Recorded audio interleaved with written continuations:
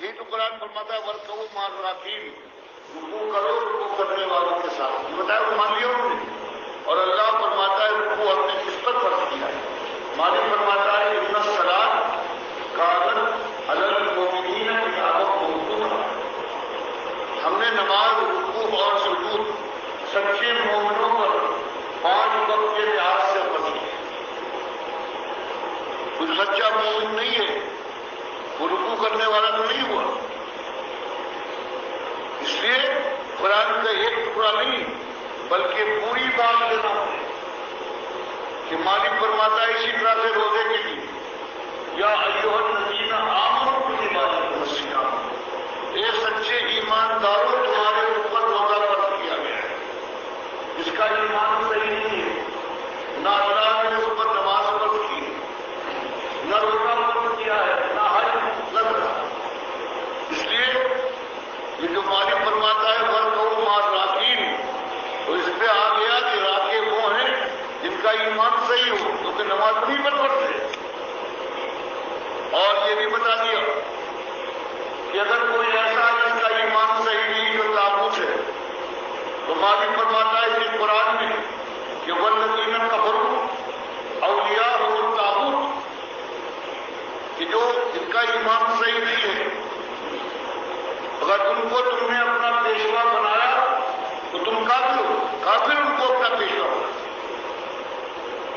مالک قرآن میں فرماتا ہے کہ جنگ کرو طاغوتوں کے ساتھ، اور ہم طاغوت کو جو اس کا عقیدہ صحیح نہیں ہے اس کو اس سے جنگ کرنے کے بجائے اس کو اپنا پیشوا اور امام بنا کر اس کے پیچھے پڑھتے ہیں. تو اللہ سے پھر تو تم کافر لوگ ہو. اللہ کے وقار اور اللہ کی عزت کے مقابلے میں ایک طاغوت کو تم پسند کرو. پورا قرآن پڑھا ایک چیز کو انہوں نے لے لیا. دیکھیے یہاں ایک اہم مسئلہ سامنے آیا ہے. ڈاکٹر مسعود الدین عثمانی رحمۃ اللہ علیہ نے زور دیا ہے اس بات کے اوپر کہ دیکھو جس کا ایمان صحیح نہیں ہے اس کو اپنا امام نہیں بنانا ہے، اس کو اپنا امیر نہیں بنانا ہے. بالکل یہی فتویٰ تھا کہ دیکھو جن کا ایمان صحیح نہیں ہوتا ہے وہ اس طرح تفسیر کرتے ہیں کہ یوسف علیہ السلام کو سجدہ ہوا، جن کا ایمان صحیح نہیں ہوتا ہے. تو آج جماعت کے اندر یہ جو معاملہ آ گیا ہے، محمد حنیف کے ایمان کے اندر جو خرابی آ گئی ہے سجدہ تعظیمی والی، اور 2-3 شرک اور بھی آ گئے ہیں. ان کا یہ کہنا ہے کہ اللہ تعالیٰ نے اپنی ایک صفت عیسیٰ علیہ السلام کو دے دی معجزانہ طور پر. پھر کہتے ہیں انسان کو سجدہ کر سکتا ہے. پھر کہتے ہیں اللہ نے اپنی ایک صفت کے 100 حصے کیے الرحیم کے اور ایک حصہ مخلوق میں بانٹ دیا. تو اس طرح ان کے اندر شرک کے اندر اضافہ ہوتا چلا جا رہا ہے. تو ایمان کے اندر خرابی کے اوپر خرابی.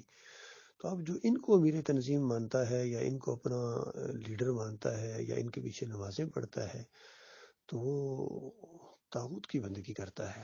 وہ طاغوت کا کفر کرنے کی بجائے اس کو اپنا امیر مانتا ہے. حالانکہ پورا قرآن بھرا ہوا ہے. ڈاکٹر صاحب کہہ رہے ہیں پورا قرآن اس انداز سے کہ طاغوت سے تو جنگ کرنی ہے، طاغوت کو تو للکارنا ہے. تو لہذا یہ بات بھی اس اینگل سے ثابت ہوگی کہ محمد حنیف کے مقلدین اب اس ایمان عقیدے کو بہرحال چھوڑ بیٹھے ہیں. وہ جو دعوت جس انداز سے اٹھی تھی، اللہ کا لاکھ لاکھ شکر ہے ہم اسی عقیدے کے اوپر ہیں. ایک لمحے کے کونے کے برابر بھی ہم اس سے پیچھے ہٹنے کا تو بڑی دور کی بات ہے. کبھی ہمارے ذہن میں خیال بھی تک نہیں ہے کہ ہم اس ایمان عقیدے سے پیچھے ہٹیں گے. بلکہ اللہ تعالیٰ سے دعا ہے مالک جماع عطا فرما، اس راستے میں شہادت عطا فرما اور اس دین کو غلبہ عطا فرما.